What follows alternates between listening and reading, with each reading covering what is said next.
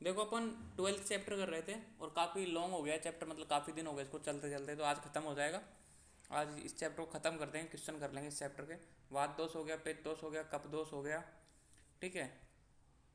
फिर दोषों के संचय प्रकोप समन हो गए, दोषों के त्रिविध कारण हो गए, रोग मार्ग हो गए, और रोग मार्ग के बाद में त्रिदोषों के प्रकोपित कर्म, सतत चिकित्सा प्रयोजन, दोष कर्मजम, दोष कर्मज रोग, मतलब त्रिविध रोग थे, फिर द्विविध रोग थे, फिर रोग रोग यहाँ तक हो गया था, मतलब द्विविध रोग तक। आज करेंगे अपन रोगी की 10वीं परीक्षा। देखो रोगी की 10वीं परीक्षा 10 प्रोटोकॉल ऑफ डिजीज एग्जामिनेशन, मतलब एक तरीके से जो पेशेंट है उसकी परीक्षा करते हैं कि भाई जब डॉक्टर के पास आता है ना, तो किस तरह की उसको दवाई देनी चाहिए, कितनी, मतलब एक तो लो डोज देनी चाहिए, मीडियम देनी चाहिए या हाई पावर देनी चाहिए, ठीक है, किस तरह की औषधि देनी चाहिए, किस प्रकृति की है, मतलब वो सब चीज़ें ध्यान में रखते हैं। अपन बोलते हैं ना, जैसे कि कोई पेशेंट आया अपने पास, तो अपन ने क्या किया, उसको एक दवाई दे दी और वो ठीक हो गया। उसके परिवार में मान लो उसी उसी से संबंधित कोई डिजीज़ हो गया, सेम डिजीज, तो वो बोलेगा कि मैंने ये टैबलेट ली थी, तू भी ले ले। नहीं, ऐसा नहीं करना है। आपको उसको पहले ही बता देना है कि सबके लिए अलग अलग मेडिसिन होती है, क्योंकि सब व्यक्ति की अलग अलग प्रकृति होती है, किसी की वातज प्रकृति है, किसी की पित्तज प्रकृति, किसी की कफज प्रकृति है। तो प्रत्येक रोगी के अनुसार डॉक्टर जो वैद्य होता है वो सोच समझ के दवाई चुनता है। तो एक रोग में अलग अलग दवाइयाँ हो सकती हैं, मतलब रोग तो सेम है सब में, भाई मान लो बुखार है सब व्यक्तियों में, लेकिन सबकी मेडिसिन अलग अलग हो सकती है। क्यों? क्योंकि सबका सत्व अलग है, सबकी प्रकृति अलग है, सबका भोजन अलग है, सबका रहवास अलग है। कोई मान लो जंगल प्रदेश में रहता है, कोई आनु प्रदेश में रहता है, तो औषधि डिसाइड होती है ना, तो वैद्य को सोच समझ कर करनी चाहिए कि किस हिसाब से, तो कौन कौन से ऐसे प्रोटोकॉल है उनको ध्यान रखना चाहिए। तो देखो, दूष्यम देशम बलम कालम अनलम प्रकृति व्ययम सत्वम सात्यम तथा आहारम अवस्था च प्रत्यज्ञ विद्वा। तो ये मतलब रोगी की, पेशेंट की जो है ना, उसकी 10वीं परीक्षा कर रहे हैं कि दूष। अब दूष क्या है, पहले चैप्टर में बताया था, जिनको दोष दूषित करे, धातुओं को दूषित करते हैं और मलों को दूषित करते हैं। तो भाई धातुओं की स्थिति क्या है और मलों की स्थिति क्या है, कि कितना यूरिन पास आउट हो रहा है, कितना मल निकल रहा है, ठीक है। और धातुओं कैसे, रस कितना बन रहा है, रक्त कितना बन रहा है, भाई बॉडी मास है कि नहीं है, सूखा हुआ है, मतलब चेक करना चाहिए आपको। उसका दूष मतलब उसका जो हाव भाव है उससे पूछ के कैसे करके दूष के बारे में जानो।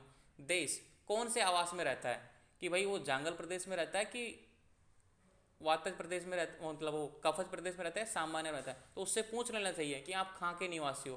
क्यों पूछते हैं अपन ऐसे, डॉक्टर जब के पास कोई पेशेंट आता है तो उससे क्यों पूछते हैं कि भाई कहाँ के निवासी हो, कौन सी जगह पर रहते हो।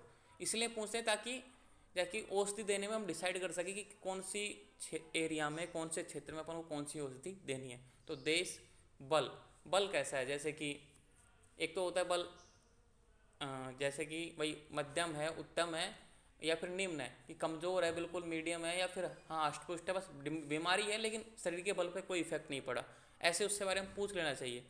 काल, कौन सा ऋतु चल रहा है, ग्रीष्म ऋतु चल रही है, सर्दी मतलब सर्दी चल रही है, बरसात चल रही है वो। अग्नि कैसी है, भोजन पचता है कि नहीं पचता, उससे पूछो कि कितनी भूख लगती है आपको, कितना खाना खाते हो आप, कितना भोजन पचता है आपसे। प्रकृति कैसी है, वातज है, कपज है या फिर पित्तज है, वह बच्चा है, जवान है या फिर बूढ़ा है। सत्व कैसा है, सत्व यानी माइंड, उसका मतलब एक तो होता है कि सहन शक्ति वाला, उससे कुछ भी पूछो वो आराम से जवाब देगा, कोई टेंशन नहीं।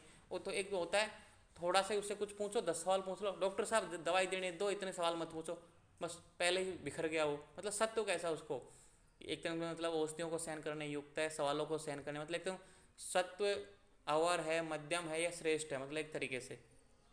सात्यम में उसको क्या अच्छा लगता है खाने में, कौन सी चीज़ें ज़्यादा खा रहा है, कि खट्टा ज़्यादा खा रहा है, मधुर ज़्यादा खा रहा है, मतलब सात्यम में क्या है, उसको दारू ज़्यादा पी रहा है, क्या कर रहा है वो तो सात्यम। और आहार, आहार मतलब किस तरह का भोजन आप ग्रहण करते हो।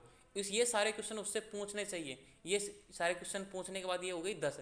तो पहला दूष, दूसरा देश, तीसरा बल, चौथा काल, पांचवा अग्नि, छठा प्रकृति, सातवां व्यय, सातवां आठवां सत्व, नौवां सात्यम और 10वां आहार।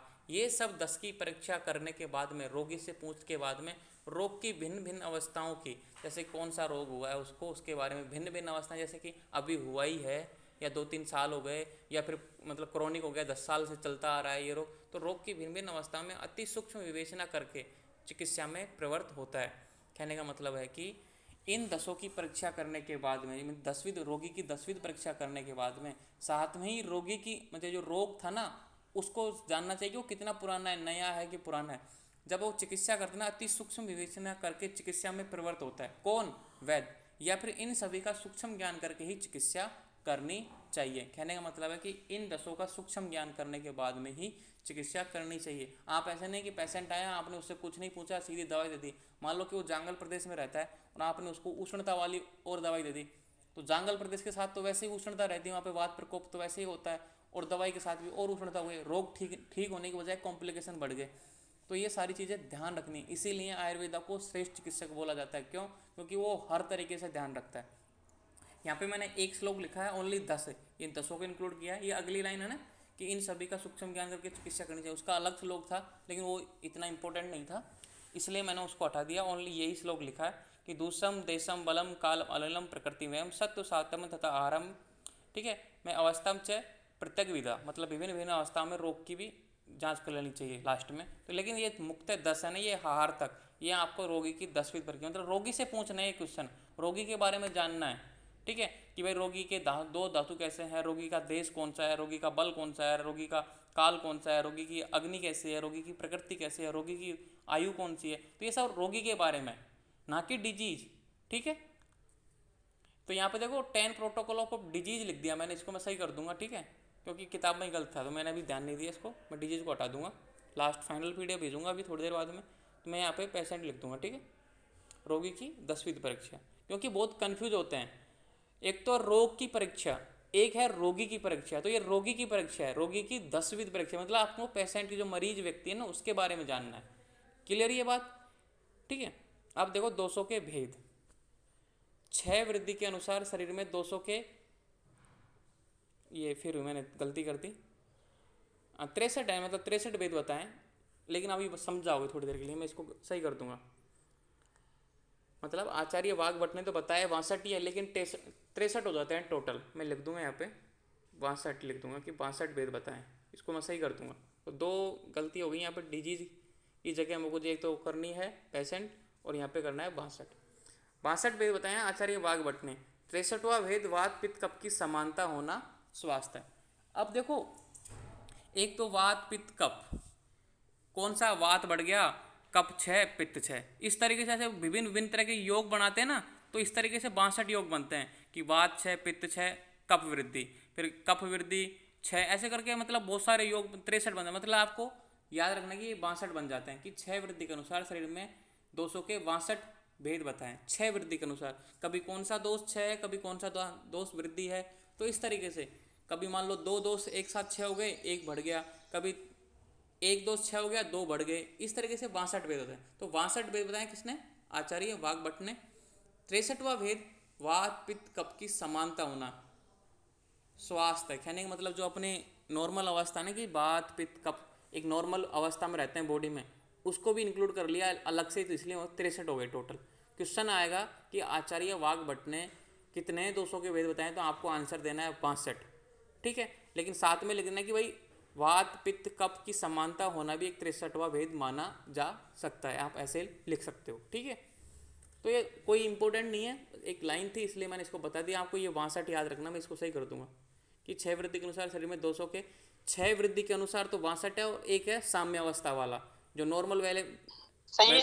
हाँ सर ये जैसे सन्निपात होते हैं इस तरीके से होते हैं हाँ सर हाँ ये। हाँ, कि कौन सा 6 हो गया, कौन सा बढ़ गया, कौन सा घट गया, फिर इस तरीके से बहुत सारे 63 कोई भी याद नहीं, बस संख्या याद रखनी है। तो क्वेश्चन आएगा कि 6 वृद्धि के अनुसार तो 62 है, और एक समानता वाला साम्य अवस्था वाला, तो 62 प्लस 1 कितने हो गए टोटल?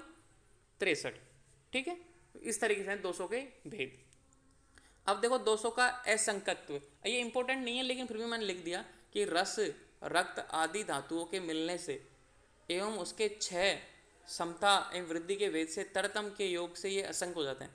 जैसे कि 3 दोष हैं, 7 धातुएं हैं, ठीक है, मल हैं। अब इनके साथ साथ एक एक दोष को जोड़ दो कि भाई रस के साथ वात बढ़ गया, रस के साथ वात घट गया, रस के साथ पित्त बढ़ गया, रस के साथ ऐसे पित्त घट गया, तो ये ऐसे लाखों की संख्या में बन जाते हैं। तो ये बोलते हैं कि असंख्य हो गए कि रस रक्त आदि धातुओं के मिलने से उनके 6 समान और वृद्धि के भेद से, मतलब तरतम तरतम यानी क्या होता है, एक श्रेष्ठ, एक को घटा दो, एक को बढ़ा दो, फिर दो को घटा दो, एक तीसरे को बढ़ा दो, इस तरीके से कि रस घट गया, फिर रक्त घट गया, मेद को बढ़ा दिया, मतलब असंख्य कितने ही योग बना लो आप, बनते जाएंगे। तो तरतम योग से ये असंख्य हो जाते हैं। कोई इंपॉर्टेंट नहीं है, बस एक इंपॉर्टेंट है इसमें कि 6 वृद्धि के अनुसार शरीर में 200 के 62 वेद बताएं। 6 वृद्धि के अनुसार, एक समानता वाला, वात पित्त की समानता होना स्वास्थ्य, ठीक है। 63वां भेद है वात पित्त की समानता, मतलब साम्य अवस्था होना। तो ये बस ओनली संख्या याद रखना। 62वां भी कर देता हूँ, मेरे हाथ में पेन है कॉपी में, ताकि आपको पीडीएफ भेजती समय गड़बड़ ना हो। अगला देखो, ये देखो, ये इंपॉर्टेंट है, विसर्ग भ्रू। एक 2 नंबर में क्वेश्चन आता है कि विसर्ग भ्रू से आप क्या समझते हैं। विसर्ग भ्रू यानी असमझदार चिकित्सक। जो नया नया बनता है ना, मान लो कि बीएमएस की डिग्री करने के बाद उसको इतनी नॉलेज नहीं हो पाती, तो विसर्ग भ्रू का सामान्य अर्थ होता है असमझदार चिकित्सक। गुरु रोग को लघु समझकर चिकित्सा में त्रुटि करता है। कहने का मतलब है कि मान लो कोई भयंकर व्याधि है, बड़ा रोग है, उसको छोटा सा समझ के ले यार 2 टैबलेट ले ले ठीक हो जाएगा।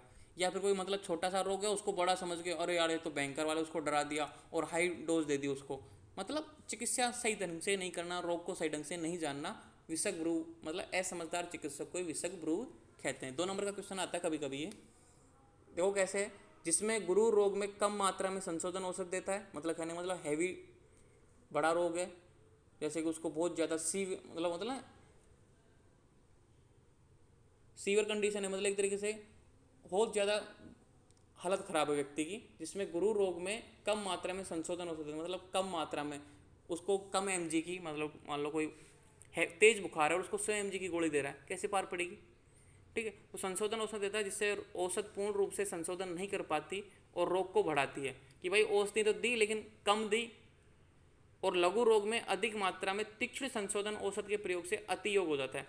मान लो डिजीज था, छोटा सा नॉर्मल था, लूज मोशन हो गया था, छोटा सा मोटा, कोई खाने में गड़बड़ हो गई थी, लेकिन उसने सोचा कि ये तो डिहाइड्रेशन हो गया, बहुत ज़्यादा प्रॉब्लम हो गई, और हाई डोज दे दी उसको, तो भी कॉम्प्लिकेशन हो जाता है। और हाई डोज से क्या होता है, शरीर सूख जाता है, अति योग हो जाता है, इससे रोगी के मल के साथ शरीर भी क्षीण हो जाता है। तो कहने का मतलब है असमझदार चिकित्सक को क्या बोलते हैं, विसर्ग भ्रू। इसलिए सोच समझकर औषध का प्रयोग कराएं जो स्वास्थ्य के लिए आवश्यक है। तो इस तरीके से ये हो गया चैप्टर पूरा, ठीक है। तो मैं अभी इसको कर दूंगा सही, टेंशन लेने की जरूरत नहीं है।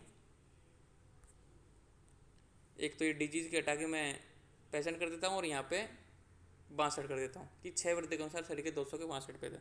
तो ये हो गया चैप्टर पूरा। बड़ी मुश्किल जाके चैप्टर पूरा हुआ, इसमें काफ़ी टाइम लगा दिया, क्योंकि अपन ने, मैंने बताया था ना, फिजियोलॉजी के हिसाब से इंपॉर्टेंट है, इसलिए मैंने इसको टाइम दिया।